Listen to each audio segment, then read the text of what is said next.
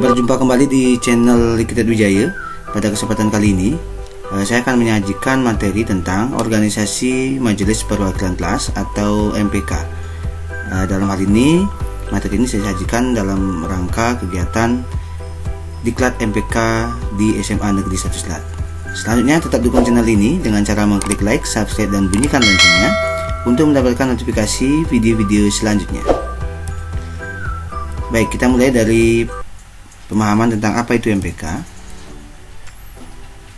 Nah, pengertian MPK adalah kepanjangan dari Majelis Perwakilan atau Permusyawaratan Kelas. Nah, MPK adalah suatu organisasi sekolah yang bertugas mengawasi kinerja OSIS dalam menjalankan tugas-tugasnya selama masa jabatannya berlangsung. Nah, jabatan MPK lebih tinggi daripada OSIS karena MPK lah yang merupakan satu-satunya organisasi di sekolah yang dapat memantau, mengawasi, dan membantu tugas-tugas dari OSIS. Nah, dasar hukum dari MPK ini yang pertama adalah Undang-Undang Nomor 20 Tahun 2003 tentang Sistem Pendidikan Nasional. Kemudian Undang-Undang Nomor 14 Tahun 2005 tentang Guru dan Dosen.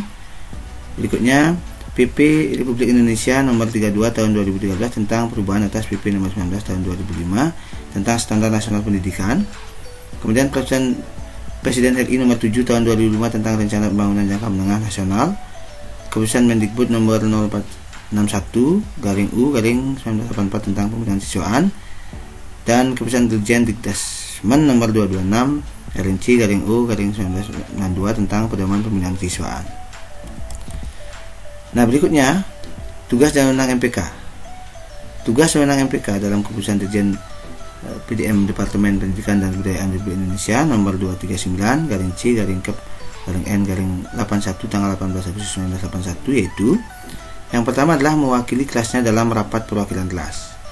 Yang kedua, mengajukan usul kegiatan untuk dijadikan program-program kerja OSIS. Kemudian menyelenggarakan pemilihan pengurus OSIS, menilai laporan pertanggungjawaban pengurus OSIS pada akhir jabatannya, mempertanggungjawabkan segala tugas kepada kepala sekolah selaku ketua pembina. Kemudian bersama-sama pengurus menyusun anggaran dasar dan anggaran rumah tangga dalam sidang umum. Kemudian mengawasi kinerja OSIS dan bertanggung jawab kepada seluruh anggota.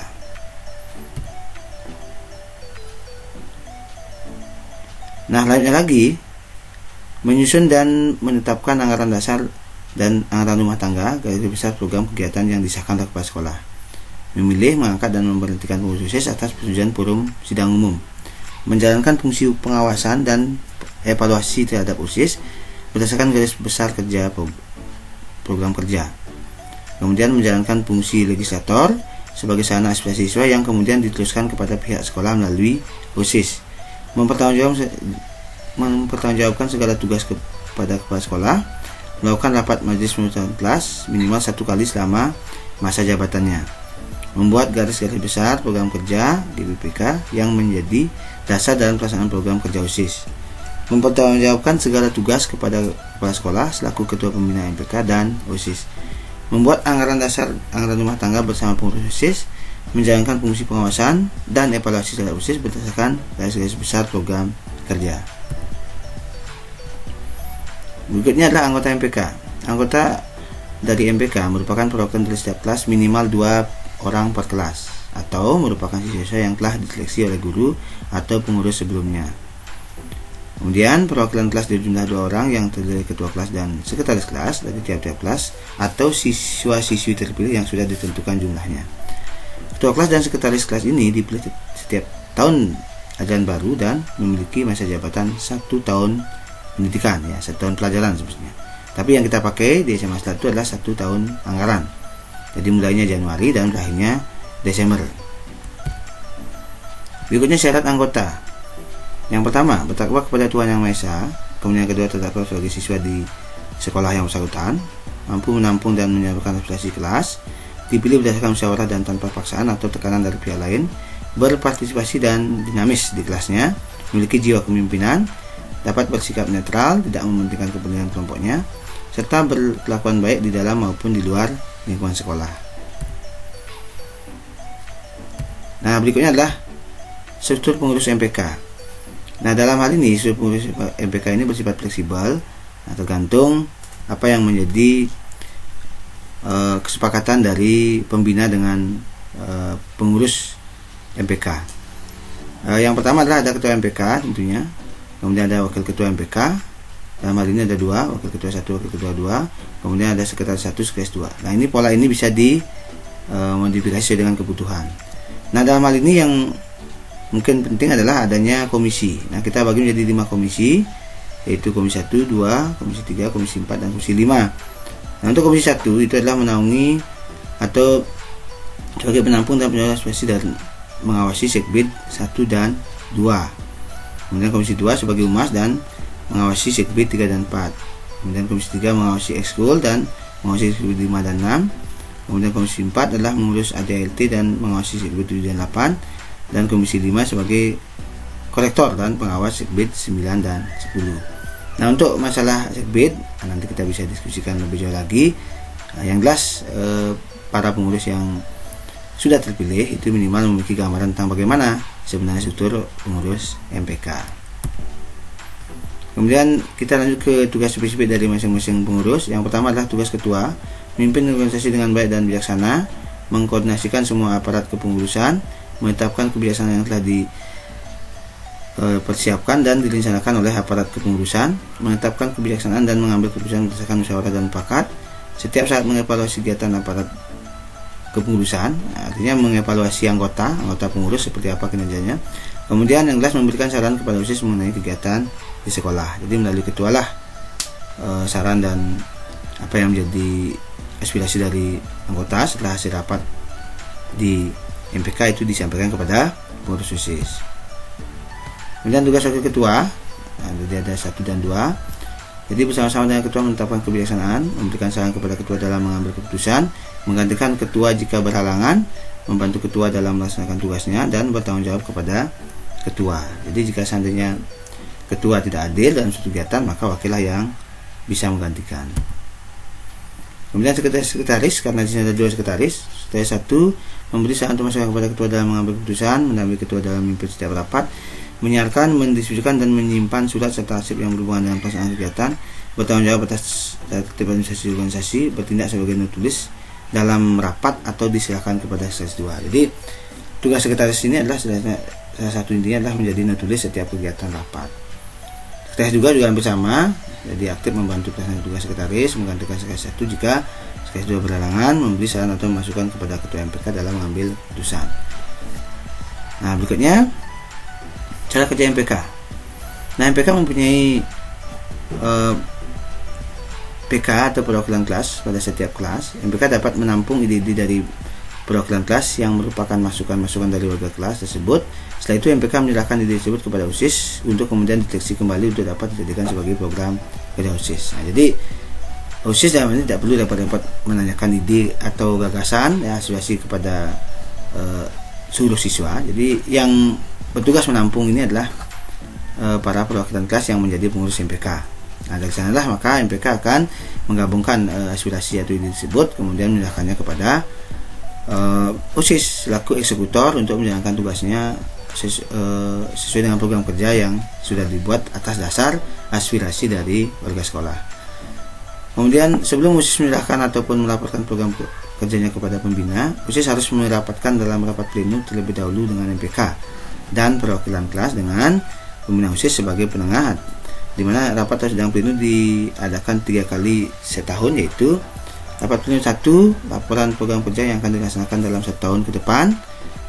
Jadi di awal kegiatan atau kepemimpinan dari OSIS, maka wajib melakukan kegiatan rapat program kerja, tentunya yang dimotori oleh MPK. Jadi MPK lah yang nanti menjadi leading sektor dari kegiatan ini. Jadi OSIS ya yang melaporkan. Kemudian rapat pleno 2, laporan OSIS selama 1 semester. Jadi setelah di awal kepengurusan OSIS melakukan rapat program kerja yang akan dilaksanakan 1 tahun, lalu dengan program laporan 1 semester pertama. Kemudian rapat pleno ketiga adalah laporan pertanggungjawaban OSIS dalam kerjanya selama 1 tahun. Dan setiap akan menjalankan atau melaksanakan programnya, OSIS harus mengadakan rapat terlebih dahulu dengan MPK. Itu catatan khusus, seandainya memang diperlukan atau ada suatu hal yang perlu disesuaikan dengan MPK, maka setiap kegiatan yang akan dilakukan OSIS itu boleh ya, jadi atau disarankan untuk melakukan minimal koordinasi dengan MPK. Pengertian sidang. Nah, jadi dalam hal ini kan ada 3 sidang. Mungkin akan jelaskan sedikit ya. Persidangan berasal dari kata sidang. Sidang dapat diartikan sebagai suatu pertemuan formal antara beberapa orang dengan tujuan untuk musyawarahkan suatu masalah. Tujuan musyawarah tersebut adalah untuk menemukan solusi dari permasalahan yang sedang dihadapi. Hasil dari musyawarah tersebut telah disepakati bersama dan telah sah.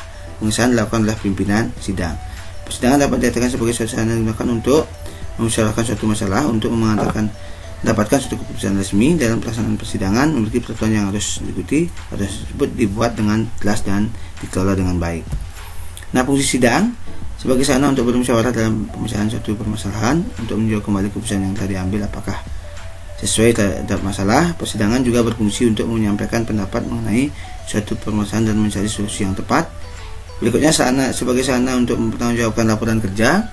Berikutnya sebagai sarana untuk penetapan suatu kebijakan, di mana dalam penetapan harus mengikuti berbagai peraturan yang telah ditetapkan dan sesuai dengan tertib serta dapat dipertanggungjawabkan. Nah, unsur sidang yang pertama ada pimpinan sidang. Pimpinan sidang ini 3 orang, yaitu pimpinan sidang 1, pimpinan sidang 2, dan 1 orang notulen. Pimpinan sidang ini dipilih oleh peserta sidang. Kemudian peserta sidang ditentukan oleh tertib yang telah disepakati bersama. Apakah itu peserta sidangnya adalah MPK saja atau peserta sidangnya adalah MPK dengan OSIS atau siapa. Jadi harus dibuatkan dulu tertibnya. Kemudian notulen dalam persidangan, notulen merupakan orang yang mengemban tugas untuk mencatat jalannya persidangan hingga pengambilan keputusan yang ditetapkan. Nah, jenis persidangan ada sidang pleno, sidang paripurna, dan sidang komisi. Sidang pleno diikuti oleh seluruh peserta dan peninjau musyawarah permusyawaratan. Sidang pleno dipimpin oleh presidium sidang. Sidang pleno biasanya dipandu oleh steering komite. Sidang pleno membahas dan memutuskan segala sesuatu yang berhubungan dengan permusyawaratan. Kemudian berikutnya ada sidang paripurna. Sidang paripurna diikuti oleh seluruh peserta. Sidang paripurna dipimpin oleh presidium sidang. Sidang paripurna mengesahkan segala ketetapan keputusan yang berhubungan dengan permusyawaratan.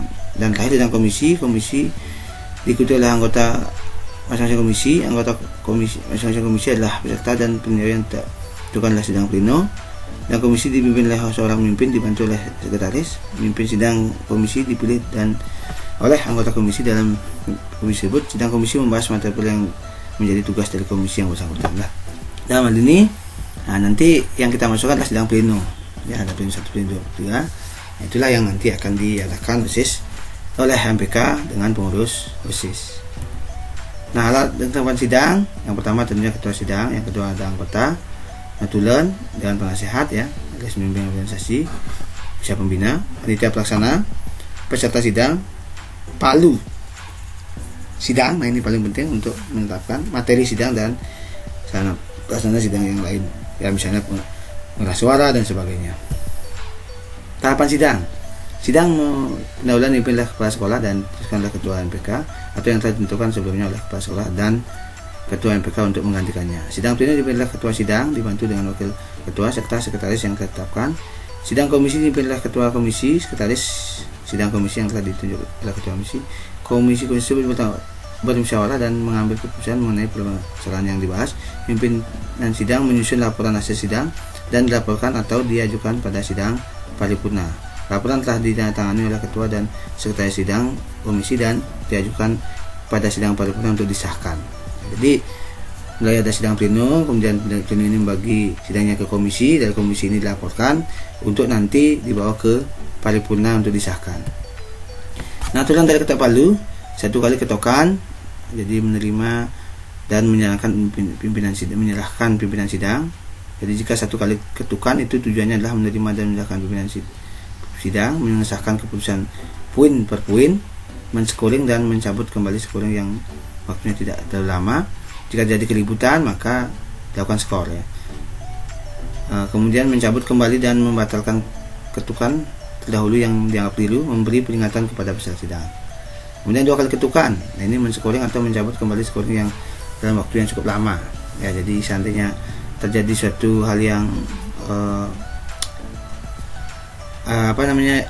tidak ada keputusan yang jelas, maka bisa dilakukan scoring dengan 2 ketukan. Kemudian kalau 3 kali ketukan, membuka atau tutup sidang secara resmi dan mengesahkan keputusan final atau akhir sidang.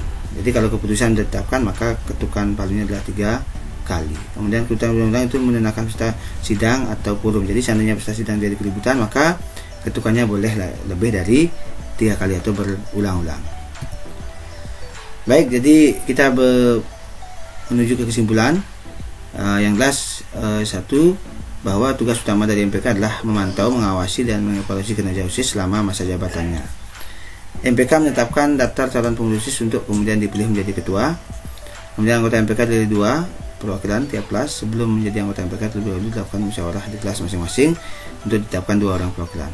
MPK selaku kakak dari OSIS sudah seyogianya membimbing dan menasihati OSIS, bukan menjadi saingan dalam memperebutkan perhatian kepala sekolah. Nah, ini penting ya. Jadi antara OSIS MPK ini adalah satu ibu kandung ya, yaitu sekolah. Jadi di mana MPK dianggap sebagai kakaknya dan OSIS sebagai adiknya, MPK sebagai legislator dan OSIS sebagai eksekutor. Jadi apa yang menjadi saran di dari siswa ya, jadi dari seluruh warga sekolah khususnya siswa itu akan disampaikan kepada MPK, dan MPK menyerahkan ide tersebut kepada OSIS untuk nanti dieksekusi dan dijalankan sebagai program kerja. Kemudian peran MPK sesungguhnya cukup mempengaruhi kebijakan-kebijakan yang dilakukan OSIS agar seluruh sepak terjang OSIS merupakan tindakan konstruktif yang tidak hanya buang-buang dana. Kemudian yang terakhir, MPK melaksanakan rapat atau sidang pleno minimal 3 kali dalam setahun. Sekali boleh dalam setahun, ya, tapi kalau dimungkinkan supaya 3 kali dalam setahun, yaitu sidang pleno 1, pleno 2, dan pleno 3. Baik, demikian materi tentang OSIS, tentang MPK, kemudian tentang tugas dan wewenang MPK. Terima kasih.